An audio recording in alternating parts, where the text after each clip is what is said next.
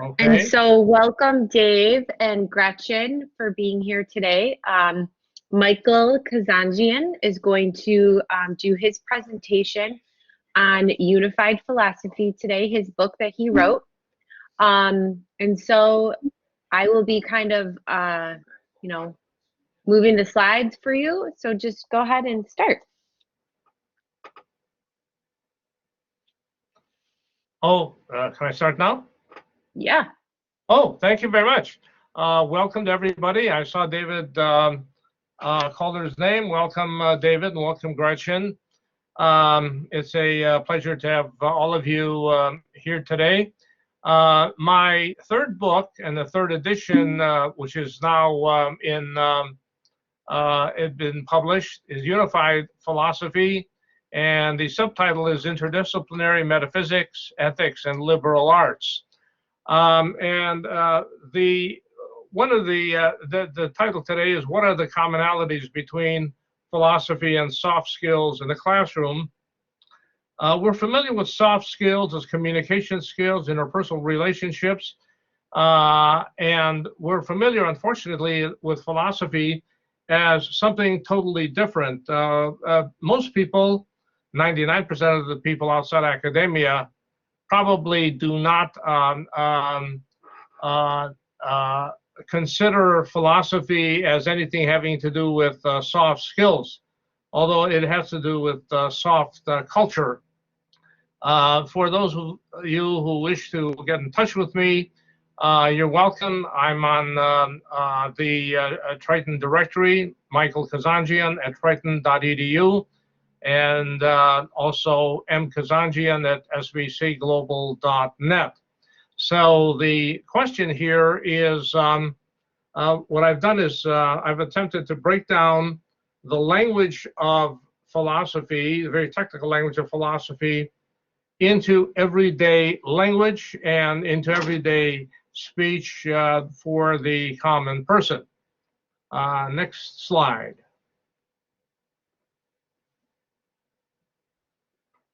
Next slide. Thank you. Soft skills versus hard skills. I'll actually say that in hard skills, you would need hard skills to be a technician in your job. And when you're studying disciplines, when you're going for a degree, you're generally going for the hard skills. If you're going to be cooking and baking, or if you're going to have be a member of specific trades like a carpenter, electrician, or any kind of technician, you need the how and the where and the what to do. You need the hard skills that you learn from your books and from your teaching and your doing in order to produce goods and services. So hard skills produce goods and services. Now, education has made a good deal of soft skills. And how do we do this? Well, you do this in terms of the classroom. You need, I would suggest, student papers, brief papers, actually from some of the earlier sessions, student presentations to the class, student panel discussions,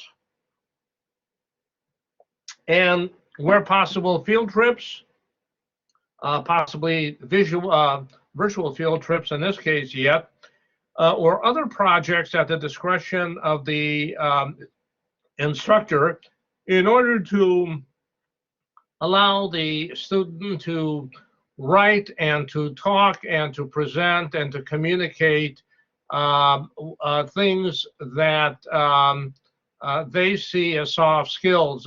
These ideas, the soft skills, would of course be done, the papers and the presentations and the panel discussions would be diffused throughout the semester in order to give the student the opportunity to have a better understanding of their particular job, their particular training in school, but of course also then how does this relate to soft skills as found in my book, and as the teacher would explain in class. So I think the student would understand more and more of this as time goes on in the semester. So it's one thing to be a technician, but there's more to learning and more to work and life than just being a technician. You do need soft skills as a human being.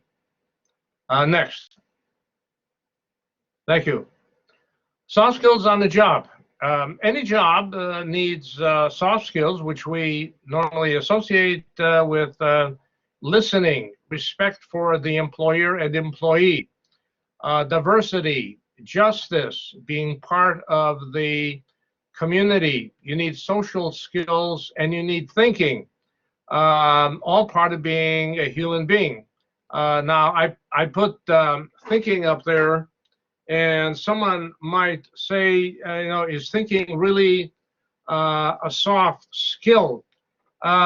Thinking becomes a soft skill, as we will later find out in the source of knowing. Thinking allows you to put things into perspective. What did I hear? What did I see? Thinking is to, as it were, read between the lines. So when you're thinking, you're not just perceiving or doing or acting. In thinking, you're putting things into perspective, and that can be part of community. It can be part of social interaction. And indeed, if you read between the lines and if you think clearly, as clearly as possible, then you are being involved in promoting social justice, and you're thinking of how better to have respect for employer and employee. Thank you. Next one. Okay. Catherine Berkholz. Human ability as soft skill with computers. Now, we have computers every day. We use computers in any job, but in any job, are computers enough? And it's okay to be computer literate. I'm actually becoming more and more computer literate as time goes on. But I've noticed that in computers, there might be a problem. In many cases, there has been a problem. For example, the spell check. A soft skill would be, can you read and write and think, and have you learned to spell correctly? Or are you always going to a spell check? One thing that I've also noticed as could be a problem is auto check. If you spell check, I was in a lawyer's office many years ago, and I was confused over a word because I didn't think it was written correctly. And he said, well, the spell check says it's correct. And they looked at it, he says, no, this word is incorrect. The spell check is incorrect. And so if we only rely on mechanization and computerization, is there a problem that it can be a problem? I've always wondered, the dictionary, I don't think I ever found a problem with the written hard copy dictionary when I was a kid. You might say my life depended on it, my education depended on it, but in spell check, I really have lost count of the number of people. A number of times people have emailed me, and I said, what did you mean by that? And they say, whoops, blame it on a spell check. Okay, now that's one thing about computers that where you need soft skills, and can you spell correctly? The other problem I found out recently within the past 2 or 3 years, I was emailing and then I was texting. and I noticed that I could not write a certain word. And why couldn't I write it? Every time I wrote it, it wrote something different, and it turned out from a computer expert that it was auto check. What is auto check? Well, in auto check, it will rewrite what you write. So if you write something, particularly in a foreign language, or if you write something like an American idiom, and if you have that auto check, you are going to have a problem, because who knows? For God's sakes, the auto check can turn your word into something completely different. So I complained to a computer expert on it, and he said, "Oh, you know what we have to do is turn off your auto check." And I thought, wow, here we have soft skills intervening with hard skills. Whoever made auto check, okay, if you want to put in spell check, you have the well, you have the opportunity to check it. But an auto check, you're writing something and it corrects you, quote unquote. It forces you to write down what you already did, which is not good. Therefore, in the soft skills is learn words, learn to spell words correctly, and be very careful of auto check. Number two, dignity is a soft skill. We are not just flesh and bones. I've noticed that in teaching. I was discussing pedagogy once with someone, and they said, you know, when you teach anything, throw in a story. We are not just flesh and bones. We are stories. We are human beings. We are humor. We are precognitive. Throw in stories. And it's very interesting that in education, we have what is called kindergarten. What is kindergarten? Well, that's where children go in before their classes start, where they play games, and where they basically have something before they actually start learning in the upper grades, in grade 1, 2, or 3, and so forth. What is, if you break down kindergarten, it says a child's garden. Child's garden means that the child is there to play and to have fun as much as it is a place for thinking. So kindergarten, Froebel and Pestalozzi, who brought in the kindergarten, had the good idea that people are more than flesh and bones. In medicine has a very good idea about that. Primum non nocere. First, do no harm. Have bedside manners. And therefore, if you have bedside manners, you are using soft skills as opposed to just doing an operation. A friend of mine and I frequently exchange emails, very, very technical emails.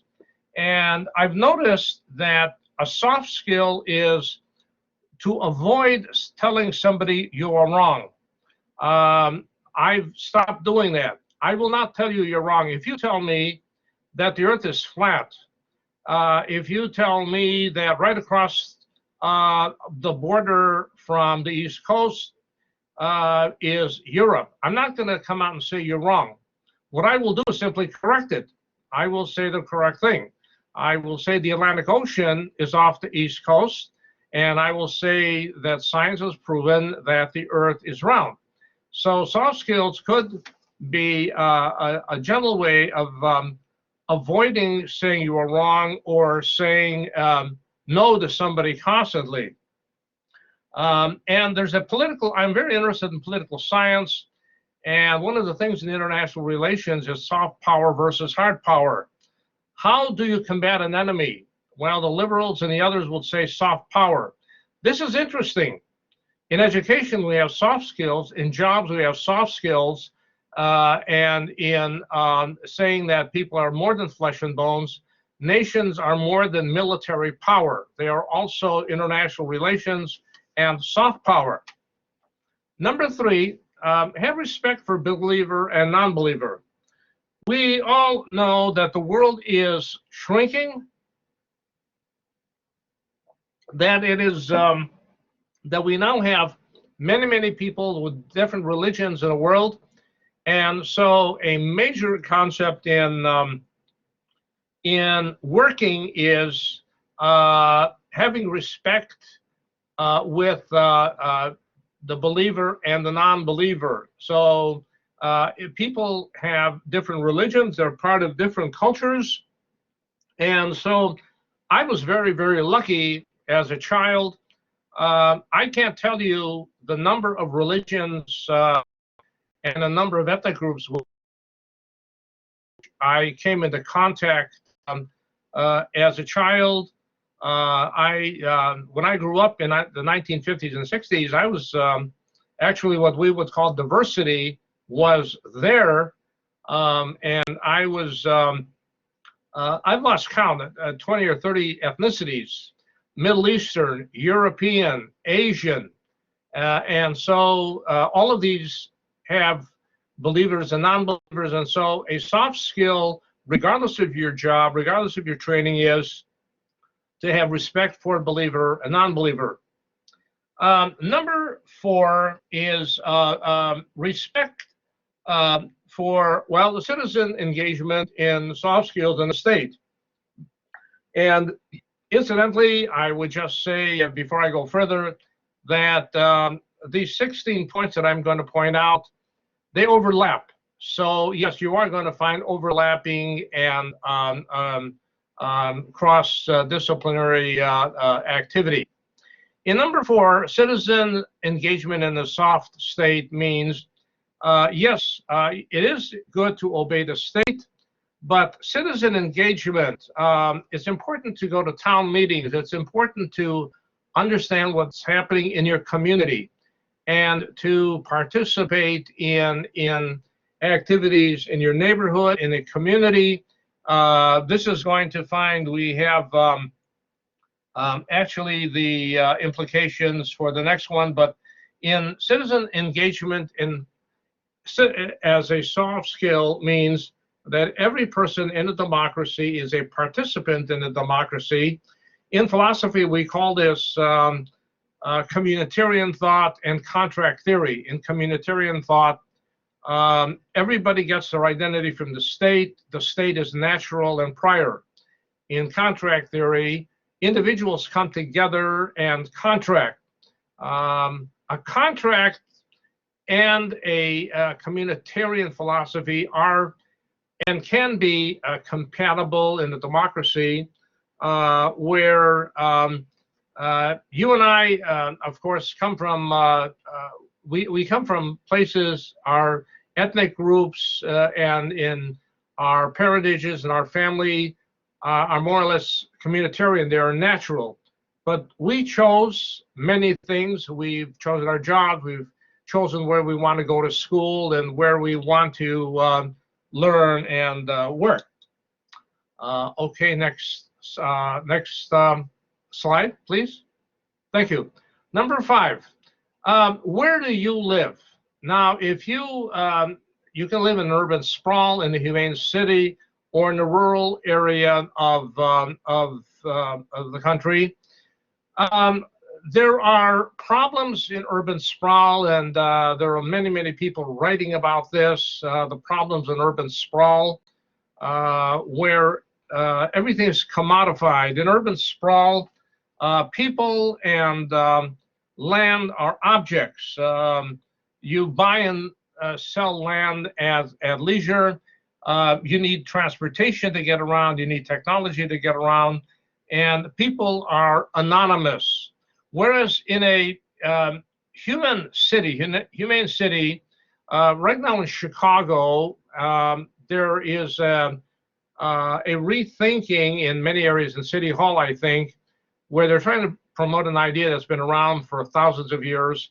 They call it today the 20-minute neighborhood, which means that home and work and play and worship, recreation, everything, shopping should be within 20 minutes away from your home.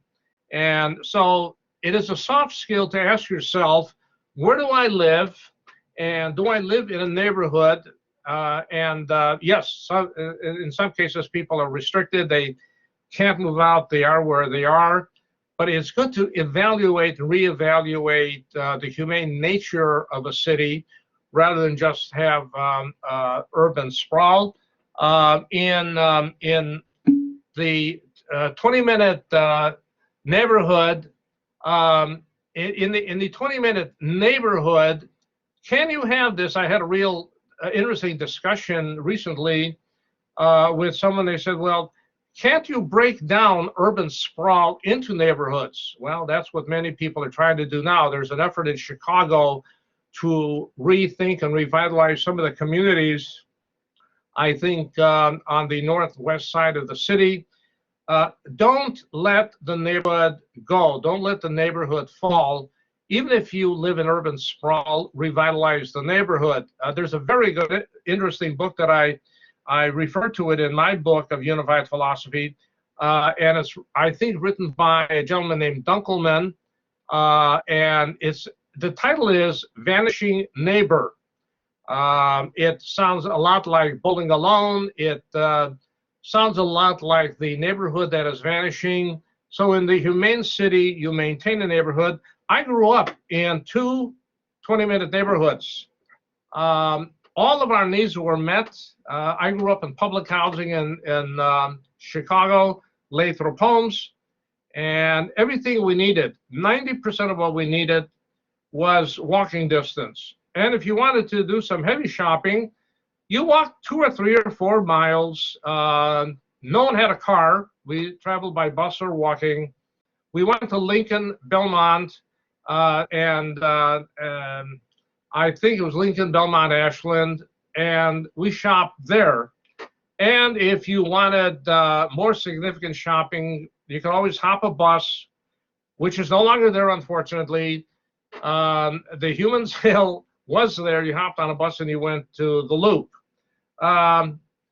Number 6, satisfaction in work. I love this one. In the soft skills here, are you working just for money? Or are you going through motions? Or are you going to be replaced by automation? If we reduce work to motion, if you're only a technician, if you're only doing, well, you can be replaced by a machine. If you are only making money, then you're only doing something for the sake of a monetary reward. Very interesting point here was a professor from a university had a daughter. The professor was a mathematician, and he told his daughter, found out that the daughter wanted to go into poetry, and the professor went nuts, and he says, you can't go into poetry because I'm a mathematician. You're going to be a mathematician. Well, the child had an instinct for poetry, and eventually, yes, the professor forced the child to go to law school because poetry was below his dignity. She went to law school, came out, and when she was old enough, she moved away, and as I understand it, she did go into poetry and found that work very satisfying. Also, there's a journalist in Chicago who is a trained lawyer, an expert lawyer, who happens to like to be a journalist. And so what he did was, he's a journalist, very good journalist, and one day someone found that he had answered a question in law very well, and they said, how come you know this? And another lawyer said, well, because your friend is an expert in law. So his friend turned to him and said, if you're an expert in law, what are you doing here on television as an anchorman? He said, I love journalism. And he said, I know I was a trained lawyer, but I like journalism.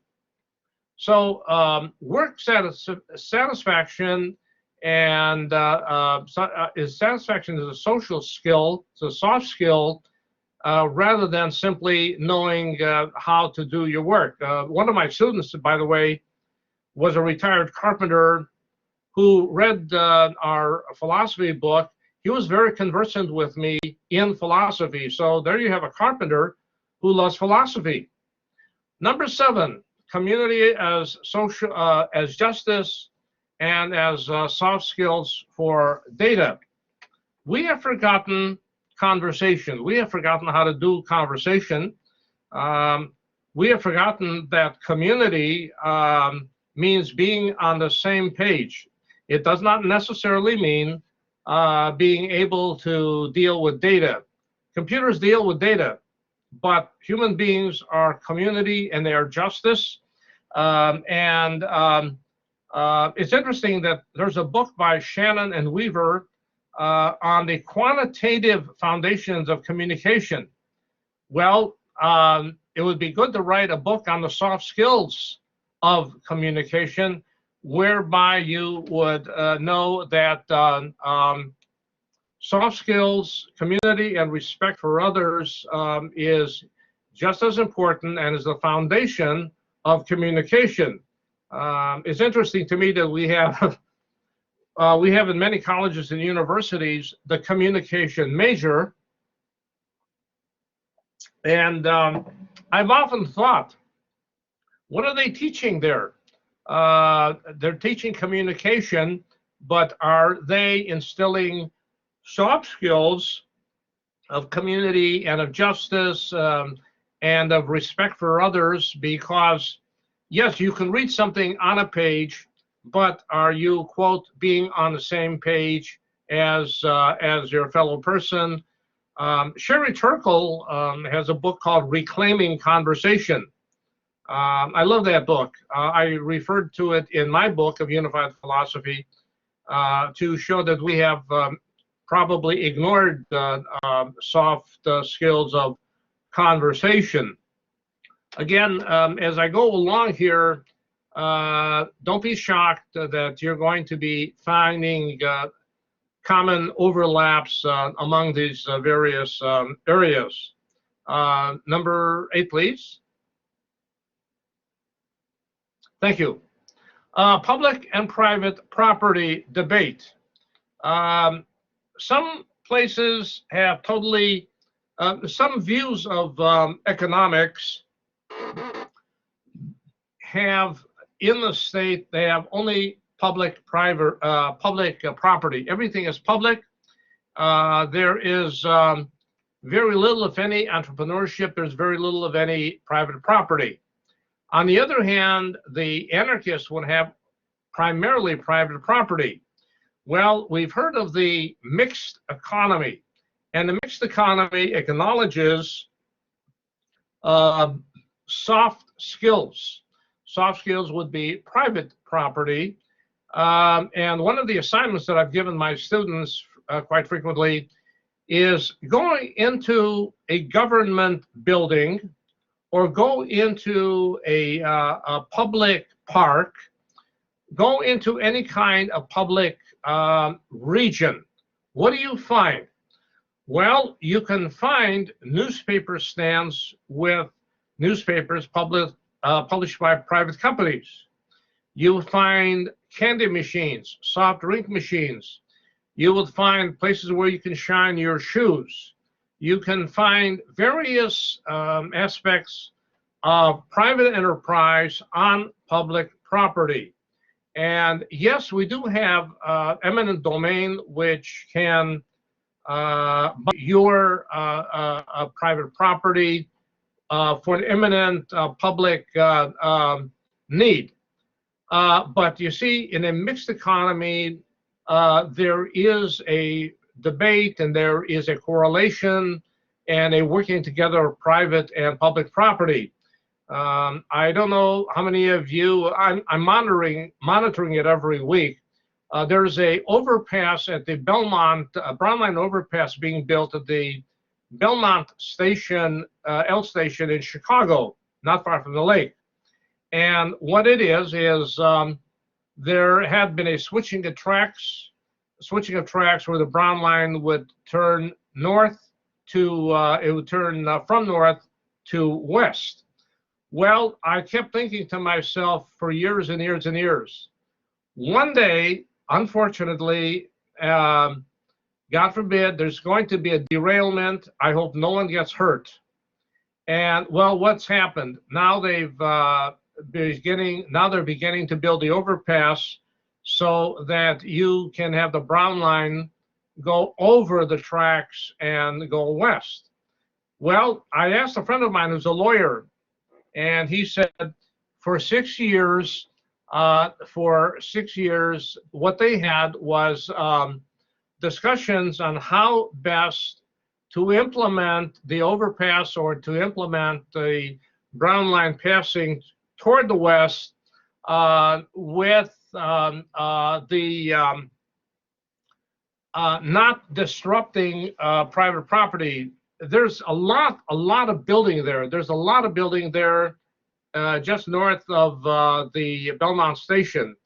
How do you have the Brown line then going north? This is public property, Brown line going north and then switching to the west. Well, my friend told me, well, he had once worked with the CTA. He said, you know, it's not, you're not living in a dictatorship. You're living with private property. How do you accommodate the need for people to turn to take the Brown line and go west? And now what you have to do is prevent track switching, and therefore to prevent possible derailment. How do you successfully implement that in an area that has private property? That's where the mixed economy comes in. Number 9, thinking is a soft skill to understand perception. Yes, in philosophy we have rationalism and empiricism, but thinking is a soft skill whereby you can read between the lines and whereby you can put things into perspective. What I think number 9 should do is philosophers should take a look at psychology, nature and nurture. Nature can be a soft skill, implementing nurture, working together, where the soft skill helps the brain color the perception and help you think. If you have innate thinking, if you have thinking that has innate powers, to a great extent, you can have the genius. If you have perception alone, you can have the slow learner. Also in jobs, in soft skills, you have the idea of experience needed. You have soft skills needed to come in, or we will train you. Well, it's good to have something as a soft skill needed to get into the jobs before you even have on-the-job training. Number 10, how do we have the truth? Is your truth a handshake? A handshake is a soft skill to jumping hoops. Why do we have handshakes? We have handshakes because we have community. And why do we have sales receipts today? Why do we have to jump hoops in order to go through a bureaucracy, in order to have proof and understanding? We have less and less of a handshake. We have no handshake today. We have only the signing of contracts and the jumping of hoops in order to get things done. Hoops would be a common word for bureaucracy. How much bureaucracy do you want? Bureaucracy is not a soft skill. Community and handshaking would be a soft skill. Number 11, your own beliefs as soft skills to jumping hoops. Be able to have critical thinking. And when you go into soft skills, know that if you have your own beliefs, if you have convictions, these can help you read between the lines and be on the same page with others, and to develop your own beliefs in order to think about what's going on in the world, and not just to listen to what is being told to you, because people can lie to you, the media can say things that are not true, outside influences can say things that are not true, so your own beliefs would be a soft skill. Number 12 has had a very serious history in language and philosophy. Idioms as soft skills to make more precise language. Wow. In philosophy, and I won't get deep into this, some philosophers have said we need precise language. We don't like idioms or humor or any kind of storytelling or figure of speech. Well, those philosophers little by little give up because, excuse me, they're finding out that human beings are idiomatic, we are idiosyncratic, we are not all in precise speech. Precise speech may be absolutely impossible. Think about how big a contract can be. A contract can be pages and pages and pages long in order to nail down precisely what you mean. But there's always that idiom and foreign languages and just human stories. Now, you can tell the correlation between E.O. Wilson noted the can you do that again? I just saw E.O. Wilson. Well, you can also email me. You can also email me. We can. Voter, everyone. Okay. Okay. Yeah, you could email me for comments. In idiom, we are basically idiomatic storytellers, and you can tell the correlation between that and number 2, which is we are more than flesh and bone. If we are more than flesh and bone, if we are more than spell check or auto check, we're also humor, we're dignity, we're idioms, and we are stories. So in hermeneutics, joking, telling a story, starting off a serious conversation with a story, with a vignette, is always very, very crucial. And this is why, for example, in a PowerPoint, you would have not only writing, but you would have graphics. Graphics are a very, very important point in trying to convey meanings. You can convey meaning graphically as much as non-graphically. One of the things that I've noticed is that in religion and in literature and so forth, we have the question of propositions that are embedded in stories. In philosophy, we have existentialism, which normally involves telling of a lot of stories and using idioms. And when I was studying philosophy in college, the question came up, well, if we're reading literature, which is idiomatic, which is story, then is a philosopher an existentialist, or is the philosopher capable of teaching English? Well, philosophy and literature overlap. Why? Because as propositional as English is also a human activity. Therefore, philosophy has to be a human activity, and it has to respect story and idioms and soft skills like that. So whatever your job, in any job, aside from being a technician, have humor, respect people, understand their stories and their ways. Next one.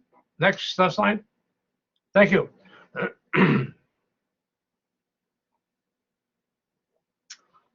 Philosophy, excuse me, is a soft skill underlying the disciplines.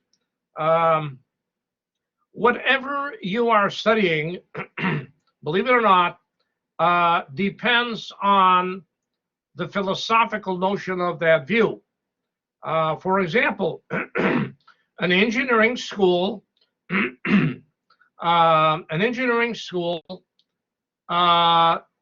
may assume that engineering is the only thing they teach.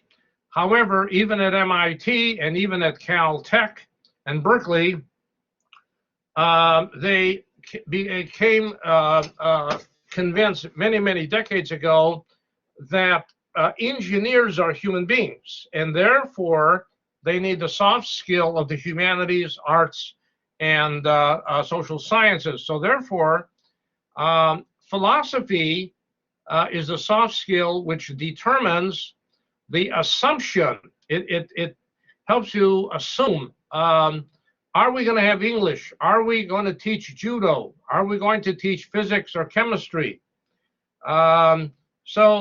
Philosophy, as Mary Midgley has said, she's a philosopher, was a philosopher, philosophy is a meta discipline. So it's good to have disciplines, but remember that every discipline has a philosophical assumption. We assume that it is important to have courses in sociology and economics. We assume that it is important to have within each discipline references to other disciplines. So you have social psychology, and you have the history of economics. In sociology, you have the sociology of many different areas. And at Harvard, I believe, they are assuming that political science and economics ought to be combined. So they're offering, I think, a course in political economy. Any discipline that you have assumes that that discipline ought to exist. So a discipline is based on the soft skill of the philosophy of whatever they're doing. So the higher you go in an academic institution, the more the administrators are philosophers, because they are determining the way that disciplines are being taught. Number 14, arts and sciences are soft skills for technology. Here we have ergonomics, and here we have, in ergonomics, a technology must be user-friendly. What does user-friendly mean? Well, it means that technology cannot stand alone as a hard science. So if you are a technician in ergonomics, the soft skill is art and science, where ergonomics becomes user-friendly and person-friendly. And therefore, in technology, believe it or not, human factors engineering can be as quantitative as it wants, but its quantitative aim is to make it user-friendly, to make it person-friendly, and therefore to bring in arts, sciences, and human values. Take human values and soft skills away from technology, and human factors tells you you're going to have accidents and you're going to have fatalities. Next to the last, 15, soft skill of art for science. C.P. Snow is very famous for saying that there's a disconnect between engineers and humanists. And I wish that he had known of soft skills. So what you have here is interesting. You have soft skill, art and humanities as soft culture, and science as hard science, as let's say a hard skill. But you also have here, in an interdisciplinary way, again, political science and international relations, you have soft power. Soft power would mean counterterrorism in terms of soft skills, in cultural awareness and cultural diversity and understanding. In political science, you have soft power versus hard power, or soft power as being the foundations of hard power. So in studying the arts and the sciences, philosophy says that art is the soft skill for science, because even science is a human activity. And Thomas Kuhn has noted in the, as I say in my book, he has noted that we are a community of scholars before we are scholars. Finally, 16, uncertainty for prediction. The best thing in number 16 is never ignore serendipity. What is that phrase that we use? The best laid plans of mice and men, the best laid plans that we have can go awry. That's because uncertainty is a basic part of life. And, you know, I really laugh sometimes. I don't participate in sports as such, but I kind of laugh whenever the workplace pools comes along, when the Super Bowl comes in, when basketball comes in and baseball comes in, and people are betting. These people know sports, presumably. They're always discussing it. And what they're doing is saying, we bet this team's going to win, we bet that team's going to win. I'm sorry. Determinism is not everything. You cannot predict everything. Make room for uncertainty and serendipity. There are several instances, in fact, in science. I think they are in biology, but they can also, I'm sure, be in physics and chemistry and so forth, and math, where certain rules were not followed. The thinker Feyerabend has said that if you take a method or a procedure too seriously, you're going to be in trouble, because there's always questions for uncertainty. You have to respect serendipity. Learn from others, learn from other people. Many of my doctors who examine me will frequently consult other doctors, because you cannot be totally certain as to what you're doing. And in the workplace betting pools that I mentioned, it's really strange, and I have to laugh. The games go on, and a couple of days later, over half of the people who bet lost. And they're wondering, how could we possibly lose? Well, they know that I learn philosophy. They know that I teach philosophy.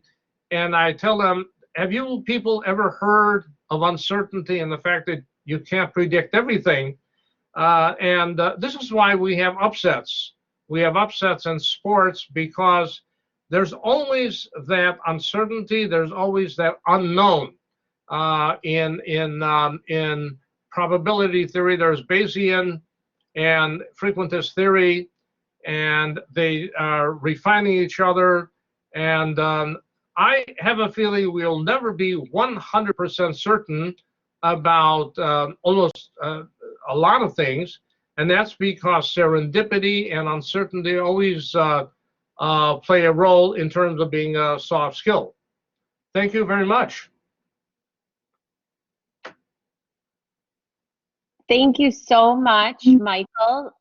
You brought up a lot of different topics in which we can connect our other disciplines. I know there's other people on the call from other areas in which we can kind of make connections to our specific area that we teach in. So we're so happy to have you today. I think if anyone wants to contact Michael, you can, here, I'll go to his first slide. There's information there. And then Laura Wagner, she will put out a evaluation form probably sometime tonight or tomorrow morning as well. So we're so happy to have you, and thank you to everybody that came to support Michael. We appreciate it. Yes, you're very welcome, and please feel free to get in touch with me with any questions or comments. Most definitely. Have a great evening, everybody. That concludes our session. So thank you. Thank you. Bye-bye. Bye. Thank Bye. you.